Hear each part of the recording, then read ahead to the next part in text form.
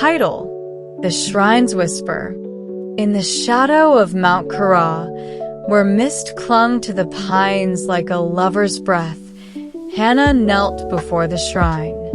It was 1663, and the village of Yume was dying. The air carried the sour tang of sickness, and each night, another soul slipped away, their coughs fading into silence. At 18, Hannah was the last of the shrine maidens, bound to a crumbling sanctuary her family had tended for centuries. The villagers called her blessed. She felt cursed. The shrine was a husk, its red torii gate splintered, its stone lanterns choked with moss. Hannah swept the steps daily, her broom whispering against the slate, but the gods seemed deaf. Her mother, the last true priestess, had died a year ago, leaving only a locked chest of scrolls and a warning. Never open it, Hannah. Some doors stay shut. But the village's pleas grew louder, their eyes hollow with fear, and Hannah's resolve wavered.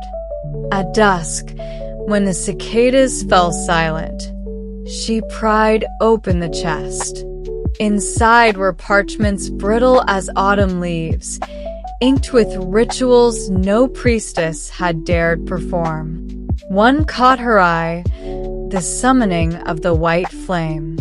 It promised healing, a cleansing fire to purge any plague. But the cost was steep.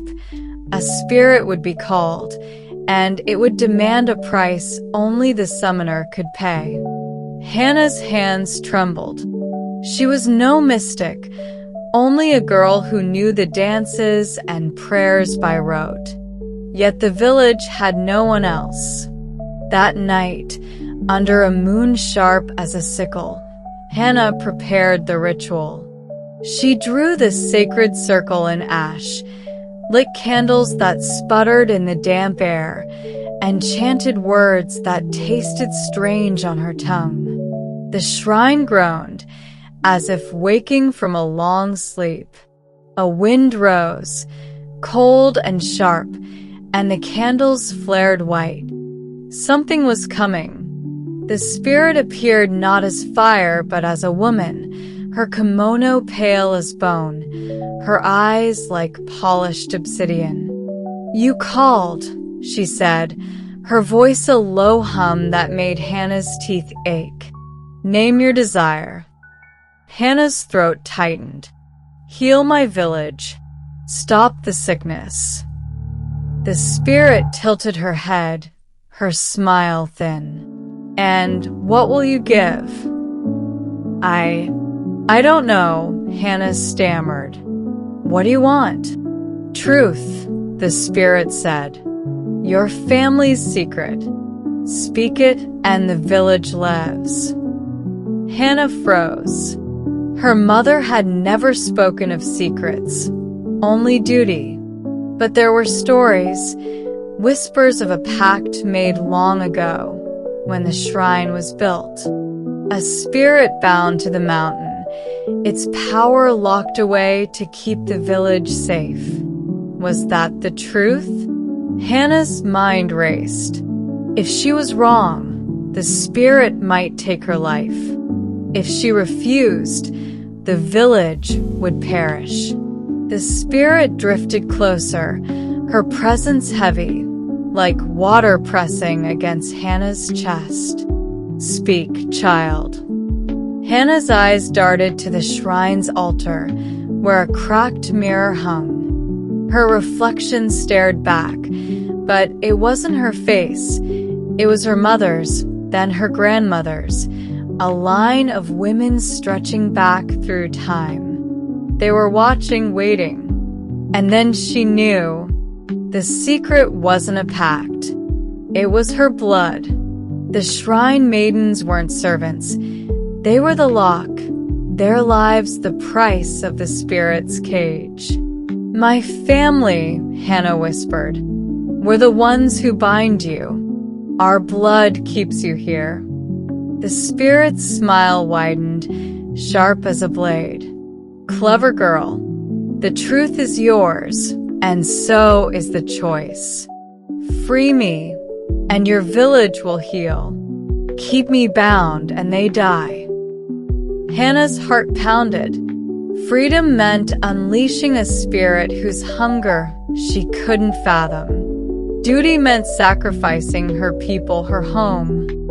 She thought of the villagers, their rough hands, their quiet hopes. She thought of her mother, who'd chosen the shrine over everything. The mirror gleamed, her ancestors' eyes steady. "I choose them," Hannah said, her voice firm. "The village lives. Take me instead." The spirit laughed, a sound like breaking glass. "Brave, but unnecessary. Your truth is enough." She raised a hand, and white fire surged through the shrine, spilling down the mountain. Hannah felt it, warm, alive, sweeping away the sickness. The spirit faded, her voice a final whisper. "You'll see me again, maiden." Hannah collapsed, the shrine silent once more. Dawn broke, and from the village below came shouts, not of fear, but of joy. The sick were rising, their faces bright. Hannah stood, her body heavy, but her spirit light. She was still bound to the shrine, but now she understood. The lock was hers to hold or break. Thank you, amazing viewers.